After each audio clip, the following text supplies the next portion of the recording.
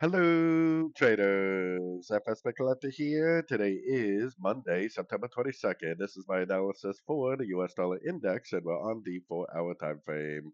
So, on the US dollar index, I think we ended another three-way pattern. If that is true, then more than likely we are going to make at least a five-wave structure that I think is likely to gonna go up and take out this previous high over here. So, at some point, we're going to have to make a wave one, which we're probably in now, and then make a pullback for a wave two and then another impulsive move up for wave three, four, and wave five. So keeping all that in mind, let's take it down to the 1 hour time frame. So right now we definitely do not see a lower high or a break of structure to the downside.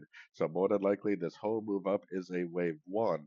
Now today is Monday, so it would make sense for me for this to maybe start a pullback, like a wave two pullback.